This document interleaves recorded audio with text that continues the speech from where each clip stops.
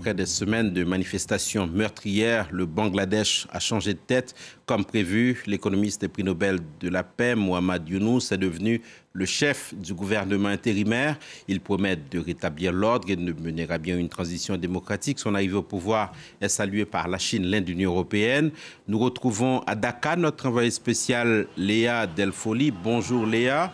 Mohamed Younous a prêté serment. Officiellement, il n'a pas le titre de Premier ministre, il est conseiller en chef. D'autres conseillers, d'autres ministres vont l'entourer. Qui compose cette équipe? Eh bien, pour l'instant, il y a en tout cas, ce que je peux vous dire, c'est qu'ici, à Dakar, un sentiment d'apaisement, un sentiment d'optimisme après 15 ans avec Sheikh Hasina, l'ancienne première ministre, qui a fui le pays précipitamment en janvier dernier. Alors, en plus d'avoir nommé Mohamed Younous, qui est un homme très respecté dans le pays à la tête de ce gouvernement, il y a eu aussi 16 autres personnalités. Et ils ont un point commun, c'est qu'ils font tous partie de la société civile. Il y a des avocats, il y a des économistes, il y a des membres d'ONG, il y a des professeurs et surtout il y a 2 membres de la contestation d'étudiants qui ont précipité le départ de l'ancienne première ministre. Ils ont seulement 26 ans et ils ont eu un poste dans ce nouveau gouvernement.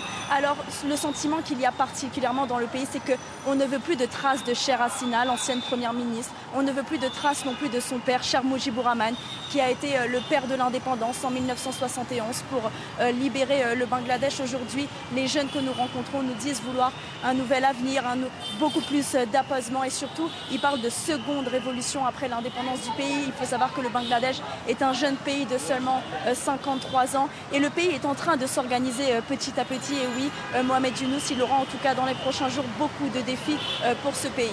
Et justement, Léa Delfoli, on comprend l'enthousiasme qui entoure l'arrivée de cette nouvelle équipe, mais quels sont justement les défis qui attendent ce gouvernement? Mohamed Younous, il est âgé de 84 ans, c'est un économiste très respecté dans son pays et surtout à l'international. Mais Mohamed Younous, ce n'est pas un politicien et il a toujours dit, moi je suis un économiste, faire de la politique ce n'est pas mon travail.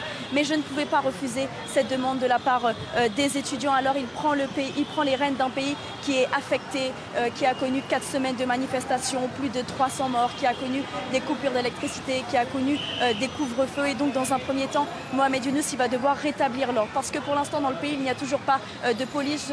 Derrière moi, par exemple, ce sont des étudiants, ce sont des gens de la société civile qui font la circulation pour nettoyer les espaces verts également dans la ville. C'est la société civile parce que la police n'est pas revenue dans les rues. Et surtout, il y a des affrontements entre la minorité hindoue et certains fondamentalistes, certains extrémistes dans le pays parce que certains extrémistes estiment que la minorité hindoue a été trop proche de Sheikh Hasina, la première ministre. Et donc, il y a aujourd'hui un esprit de vengeance. Il y a aussi des posters de Cheikh Mujibur Rahman qui sont arrachés, des statues. Et donc il y a beaucoup de travail. Il doit aussi, Mohamed Younous, dans un second temps, faire reculer le chômage parce que dans le pays, 40% des jeunes âgés de 15 à 24 ans sont au chômage ou n'ont pas de travail. Il doit aussi relancer l'économie parce qu'après ces 4 semaines de manifestations, il y a eu plus de 10 milliards de pertes dans le pays. Et le secteur du textile, qui est la manne financière du Bangladesh, a aussi connu de grandes pertes financières.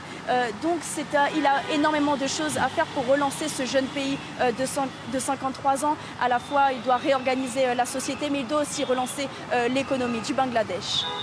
Merci beaucoup, Léa Delfoli, envoyée spéciale de France 24 à Dakar au Bangladesh. Merci.